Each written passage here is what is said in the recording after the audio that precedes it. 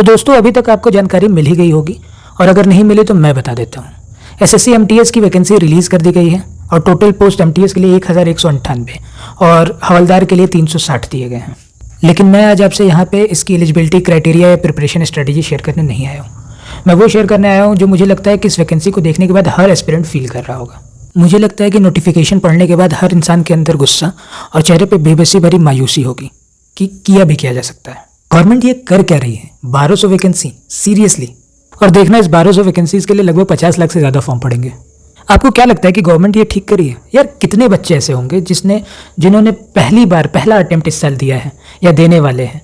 कितने ऐसे बच्चे होंगे जो पिछली बार बॉर्डर लाइन से कट ऑफ को मिस कर गए हैं? उनका क्या क्या उनके साथ ये न्याय है? जिस देश में आबादी इतनी है, पॉपुलेशन इतनी ज़्यादा है, बेरोजगारी चरम पे है, उस देश में सबसे बड़े एग्जाम, आपको जान के हैरानी होगी, एमटीएस में सबसे ज़्यादा फॉर्म्स पड़ते हैं, उसके लिए इतनी कम वैकेंसी। और ये केवल एमटीएस की नहीं है, इस साल सारी वैकेंसीज कम है। मैं नहीं कह रहा हूँ कि 2022 की तरह 36,000 या बहुत बड़ी वैकेंसी दो यार, लेकिन फिर भी 1,1200, मतलब कुछ तो सोचो। एसएससी सीएचएसएल में इस बार आपने 1600 पोस्ट दी। चलो ठीक है, आपने कहा कि हमने इसकी पीए और एसए की पोस्ट निकाल करके सीजीएल में ऐड कर दी है, लेकिन पीए और एसए की पोस्ट सीजीएल में ऐड होने के बाद भी क्या वहाँ वैकेंसी बढ़ी? वैकेंसी वही 7,500। यार ये केवल मूर्ख बनाने का काम हो रहा है। मैं आपको सीजीएल की पिछले कुछ सालों की वैकेंसीज का डेटा शेयर करता हूँ, आप खुद देखिए। इस साल वैकेंसी पहले की तुलना में काफ़ी कम है। सीएचएसएल में 5,000 से 6,000 वैकेंसीज हर साल होती हैं। आपने उसकी 50% के 75% तक वैकेंसीज को गायब कर दिया। आपने कहा कि हम इसको सीजीएल में ऐड करेंगे। क्या वो वैकेंसी सीजीएल में ऐड होने के बाद भी वैकेंसी बढ़ी है? वैकेंसी उतनी ही है, 7,500। तो क्या ये मूर्ख बनाने का काम नहीं हो रहा है? पिछले साल एमटीएस में 12,000 के ऊपर, 12,500 के आसपास वैकेंसीज आई थी, जिसके लिए लगभग 55 लाख फॉर्म पड़े थे। इस बार भी सीजीएल की 7,500 वैकेंसीज के लिए लगभग 24 लाख फॉर्म पड़े हैं। मतलब फाइनल रिजल्ट के बाद 23,92,500 बच्चे बेरोजगार रह जाएंगे। यार थोड़ा तो बढ़ाओ, इतनी आबादी है, थोड़ा तो बढ़ाओ।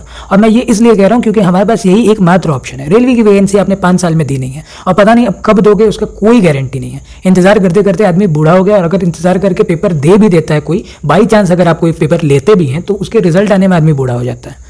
तो रेलवे की वैकेंसी का कोई भविष्य नहीं है कि कब आएंगी। एसएससी का यही हाल है। स्टेट में तो खैर कोई बात ही नहीं कि आदमी कुछ बोल भी पाए। तो अब बताओ कहाँ जाए? बहुत लोगों को ऐसा लगेगा कि इंसान को इन सब चीज़ों पे ध्यान न देते हुए पढ़ाई करनी चाहिए। 1,000 वैकेंसी आई है तो क्या हुआ, उसमें भी आदमी को सिलेक्शन पाना चाहिए। ठीक है भाई, मेहनत करो, जी जान लगा दो। लेकिन बहुत सारे ऐसे बच्चे हैं जो जी जान लगाने के बाद भी कोप अप नहीं कर पा रहे हैं, स्लाइड मार्क्स से रह जा रहे हैं। ऐसा नहीं कि वो डिजर्व नहीं करते, वो डिजर्व करते हैं, बस भीड़ की वजह से चूक जा रहे हैं। क्या गवर्नमेंट को इस चीज़ में जितनी वैकेंसीज वो हर साल देते हैं, कम से कम उतनी तो देनी चाहिए। उससे कम करना क्या नाइंसाफ़ी नहीं है? मैं जानता हूँ कि इससे कुछ होगा नहीं, लेकिन कम से कम अपनी आवाज़ उठाओ। कम से कम पैनल तक, चैनल तक, या किसी भी जो भी जिम्मेदार आदमी उन तक अपनी आवाज़ तो पहुँचे कि भाई वैकेंसीज कम क्यों कर रहे हो? जितनी है उतनी तो, क्या आबादी कम हो रही है? आबादी बढ़ रही है, तो कम से कम जितनी है उतनी तो दो।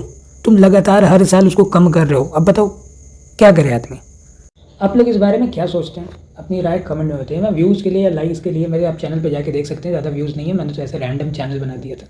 आप एक बार कमेंट करके देखिए। मैं ये जानना चाहता हूँ कि आम आदमी, मतलब जो मेरी तरह एस्पिरेंट है, जो मेरी तरह पढ़ रहा है, वो क्या सोचता है इस बारे में। क्या मेरी सोच सही है? और अगर गलत है तो प्लीज़ उसको सही करिए। कमेंट सेक्शन में जाइए, कमेंट करिए और अपने विचार रखिए। धन्यवाद।